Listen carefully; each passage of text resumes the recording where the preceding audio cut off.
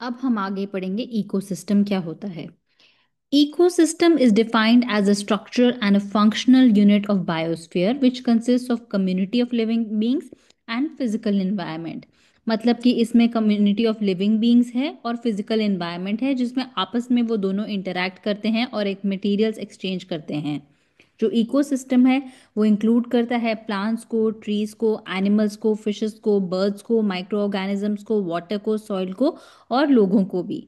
जो इकोसिस्टम है वो वेरी करते हैं साइज में और एलिमेंट में, लेकिन जो भी जितना भी, चाहे वो छोटा हो चाहे वो बड़ा हो, वो अपने में एक फंक्शनिंग यूनिट है। पूरा फंक्शनिंग यूनिट है जिसके अंदर एनवायरनमेंट होता है और जिसके अंदर फिजिकल बीइंग्स होते हैं, लिविंग बीइंग्स होते हैं जो आपस में इंटरैक्ट करते हैं। Everything that lives in an ecosystem is dependent on the other species and elements that are also part of the ecological community। तो इकोसिस्टम में जितने भी लिविंग बीइंग्स हैं और एनवायरनमेंट है वो आपस में इंटरैक्शन उनका होता है, और इंटरैक्शन के अलावा वो आपस में डिपेंडेंट भी हैं। If one part of the ecosystem is damaged और disappears it has an impact on everything else. ये बहुत इंपॉर्टेंट पॉइंट है समझना कि अगर इकोसिस्टम का कोई भी पार्ट जो है वो डैमेज हो तो बाकियों पे भी उसका इम्पैक्ट होना शुरू हो जाता है। When an ecosystem is healthy यानी कि सस्टेनेबल, उसका मतलब ये होता है कि जितने भी एलिमेंट्स हैं उसके अंदर वो सारे बैलेंस में रह रहे हैं और वो आपस में इंटरैक्शन जो उनका है वो हेल्दी इंटरैक्शन है और वो अपने आप को रिप्रोड्यूस करने के केपेबल हैं। और जो इकोसिस्टम चाहे वो छोटा हो चाहे बड़ा हो, वो आपस में अपने आप में ही एक सस्टेनेबल फंक्शनिंग यूनिट होना चाहिए। यहाँ पे उन्होंने एग्जाम्पल के तौर पे अपना शंकर आईएएस एकेडमी का ही एग्जाम्पल दिया है डिफरेंस समझने के लिए, इकोलॉजी में, इन्वायरमेंट में, इकोसिस्टम में। तो अगर हम देखा जाए तो इकोलॉजी क्या होती है, साइंटिफिक स्टडी। हमने पहले पढ़ा था कि साइंटिफिक स्टडी है, तो इकोलॉजी अगर हम शंकर आईएएस के एकेडमी के बारे में समझेंगे तो समझेंगे कि इकोलॉजी क्या है, साइंटिफिक स्टडी है कि स्टूडेंट का रिलेशनशिप शंकर एकेडमी के साथ कैसा है, तो उसकी साइंटिफिक स्टडी को हम बोलेंगे इकोलॉजी। और शंकर आईएएस क्या हो गया, इन्वायरमेंट हो गया जहाँ पे स्टूडेंट्स पढ़ते हैं और जो उसके सर्कमस्टांसेस हैं जो स्टूडेंट को सराउंड करते हैं, जैसे टीचर्स हो गया, बुक्स हो गया, स्टूडेंट्स हो गए, बाकी सारी चीजें हो गई, वो हो गया एक ecosystem. Components of ecosystem, components of ecosystem abiotic और बायोटिक हैं। कंपोनेंट्स जो इकोसिस्टम के और एनवायरनमेंट के सेम है, ए बायोटिक और बायोटिक। जो ए बायोटिक कंपोनेंट्स हैं वो क्या है, इनऑर्गेनिक और नॉन लिविंग पार्ट्स। इनऑर्गेनिक और नॉन लिविंग पार्ट्स।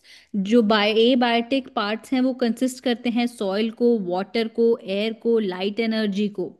वो इन्वॉल्व करते हैं केमिकल्स को भी, जैसे ऑक्सीजन हो गया, नाइट्रोजन हो गया, और फिजिकल प्रोसेसेस को भी इंक्लूड करते हैं जैसे volcanoes, earthquakes, floods, forest fires, climates, weather conditions. जो ए बायोटिक फैक्टर्स हैं ये बहुत ही इंपॉर्टेंट डिटर्मिनेंट्स हैं कि कैसे और कहाँ ऑर्गेनिज्म एग्जिस्ट करेंगे अपने एनवायरनमेंट में। ये जितने भी फैक्टर्स हैं ये आपस में इंटरैक्ट करते हैं, लेकिन एक सिंगल फैक्टर इसका लिमिट रेंज का डिटरमाइन करता है। हम पढ़ेंगे आगे कि ए बायोटिक फैक्टर्स कौन कौन से हैं, इसको हम डेप्थ में समझेंगे। एनर्जी एक ए बायोटिक फैक्टर है जो इम्पैक्ट करता है कि कितनी पॉपुलेशन कितनी होगी, रेंज ऑर्गेनिज्म की कितनी होगी, एरिया स्पेशल एनालिसिस कितना होगा, तो ये एनर्जी बताएगा। Energy from the sun is essential for maintenance of life. In the case of plants, the sun directly supplies the necessary energy. Since animals cannot use solar energy directly, they obtain it indirectly by eating plants or animals both. Energy determines the distribution of organisms in the environment। तो ये बस simple सा point है जो बोल रहा है कि कैसे एनर्जी डिटरमाइन करती है कि ऑर्गेनिज्म कैसे डिस्ट्रीब्यूट होंगे एनवायरनमेंट में। जो प्लांट्स हैं वो सन से डायरेक्टली अपनी एनर्जी ले लेते हैं और एनिमल्स ले नहीं सकते, तो एनिमल्स प्लांट्स पे फीड करके या एनिमल्स पे फीड करके अपनी एनर्जी लेते हैं। सेकेंड एबायोटिक कंपोनेंट है रेनफॉल। जो पानी है वो ऑफ कोर्स बहुत एसेंशियल है लिविंग बीइंग्स के लिए। जितने भी बायोकेमिकल रिएक्शंस हैं वो एक्वस मीडियम में ही लेते लिए जाते हैं। एक्वस मीडियम बहुत इंपॉर्टेंट है किसी भी रिएक्शन को होने के लिए। जो वाटर है वो रेगुलेट करता है बॉडी के टेम्परेचर को, और जो वाटर बॉडीज हैं वो हैबिटेट भी बनाती हैं एक्वेटिक प्लांट्स और एनिमल्स का। टेम्परेचर, टेम्परेचर बहुत ही क्रिटिकल फैक्टर है इन्वायरमेंट का, जो इन्फ्लुएंस करती है ऑर्गेनिजम्स के सर्वाइवल को। ऑर्गेनिजम्स जो है वो टॉलरेट कर सकते हैं एक एक पर्टिकुलर टेम्परेचर की रेंज को, और एक पर्टिकुलर टेम्परेचर की रेंज के साथ साथ एक पर्टिकुलर रेंज ह्यूमिडिटी को। एटमॉस्फेयर, एटमॉस्फेयर जो अर्थ का है वो रिस्पॉन्सिबल है क्रिएट करने के लिए कंडीशंस जो कि सूटेबल हैं एक हेल्दी बायोस्फीयर के बनने के लिए। तो एटमॉस्फेयर बहुत इंपॉर्टेंट एबायोटिक कंपोनेंट है। सबस्ट्रैटम, सबस्ट्रैटम होती है लेयर्स। जो लैंड है वो कवर्ड है सॉइल के साथ, और जो वाइड वेराइटी ऑफ माइक्रोब्स के साथ, जैसे प्रोटोजोआ, फंगी और स्मॉल एनिमल्स जैसे इन्वर्टिब्रेट्स जो हैं वो सॉइल के अंदर थ्राइव करते हैं। जो प्लांट्स की रूट्स हैं वो पियर्स करती हैं सॉइल के अंदर, और सॉइल के अंदर से वाटर और न्यूट्रिएंट्स को अब्जॉर्ब करती हैं। ऑर्गेनिज्म जो है वो टेरेस्ट्रियल भी हो सकते हैं, एक्वेटिक भी हो सकते हैं।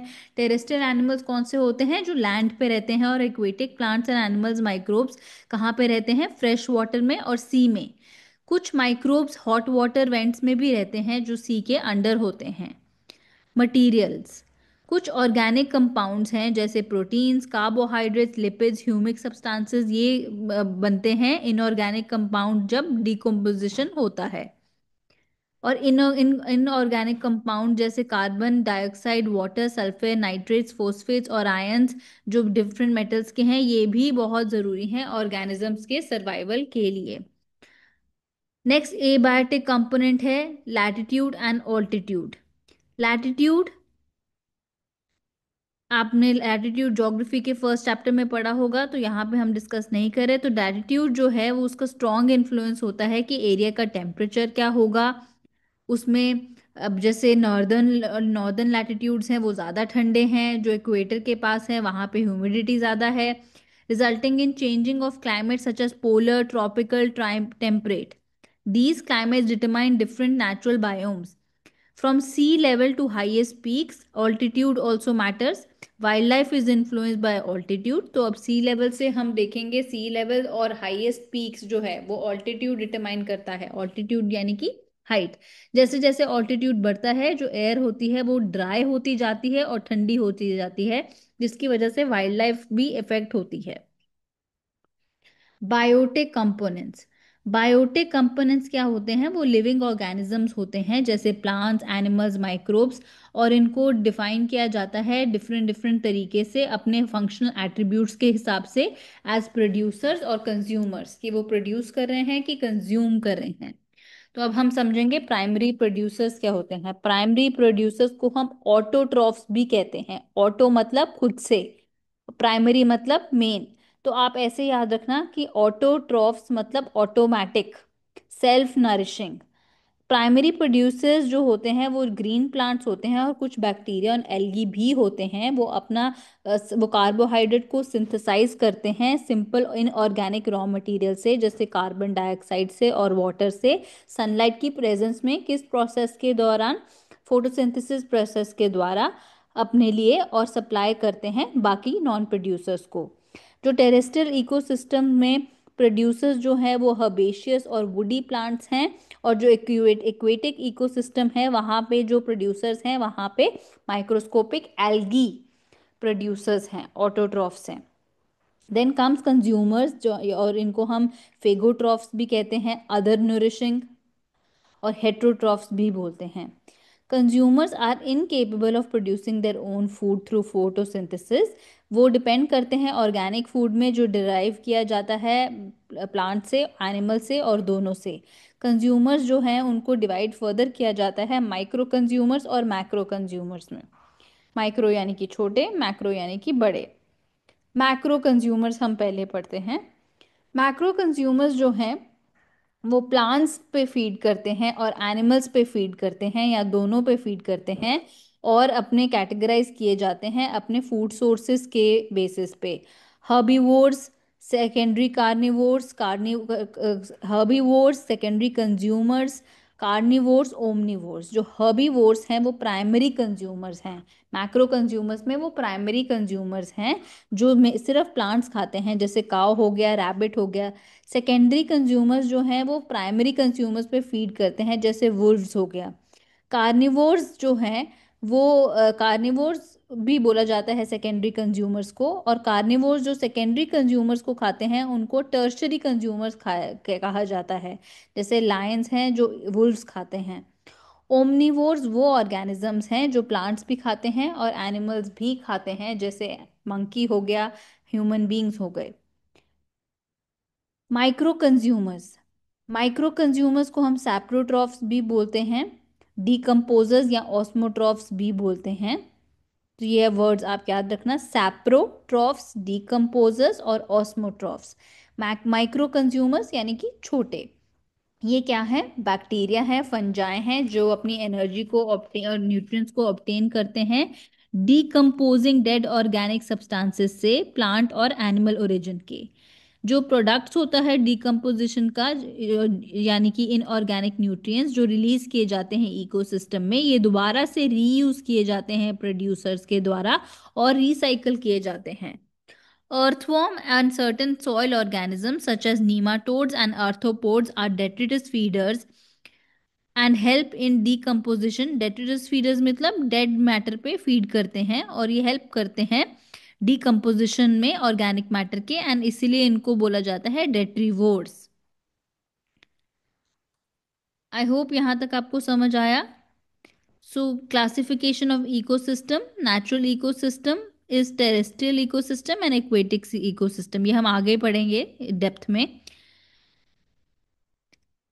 फॉरेस्ट टेरेस्ट्रियल इकोसिस्टम्स में आते हैं फॉरेस्ट, ग्रासलैंड, डेजर्ट्स।